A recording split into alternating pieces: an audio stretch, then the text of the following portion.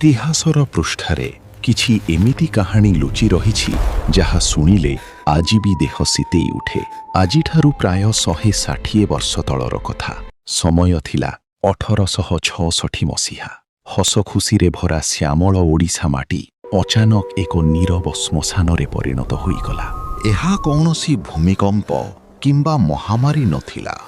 ଏହା ଥିଲା ପ୍ରକୃତିର ପ୍ରକୋପ ଏବଂ ମଣିଷର ଲୋଭର ଏକ ଭୟଙ୍କର ଖେଳ। ବର୍ଷା ହେଲା ନାହିଁ, କ୍ଷେତରେ ଫାଟ ସୃଷ୍ଟି ହେଲା, ଫସଲ ନଷ୍ଟ ହେଲା।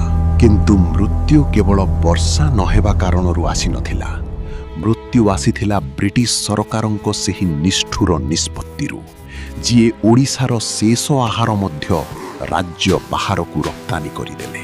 ଏହି କଳା ଅଧ୍ୟାୟର ନାମ ଥିଲା ନଅଙ୍କ ଦୁର୍ଭିକ୍ଷ।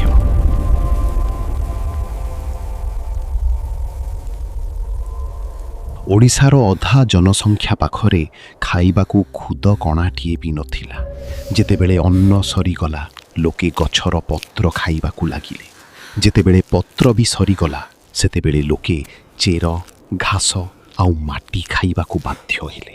ଗୋଟିଏ କି ଦୁଇଟି ନୁହେଁ, ଏହି ଭୋକ ଆଉ ଶୋଷ ପାଖାପାଖି 10 ଲକ୍ଷ ଲୋକଙ୍କର ଜୀବନ ନେଇଗଲା।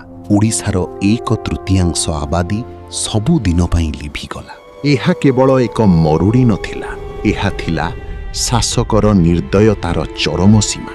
ସେହି ଲକ୍ଷ ଲକ୍ଷ ନିରୀହ ଲୋକଙ୍କର ନୀରବ ଚିତ୍କାର ଆଜି ବି ଓଡ଼ିଶାର ଶୁଖିଲା ମାଟିରେ ଗୁଞ୍ଜରିତ ହେଉଛି। ନଅଙ୍କ ଏକ ଏମିତି କ୍ଷତ ଯାହା କେବେ ବି ଶୁଖିବ ନାହିଁ।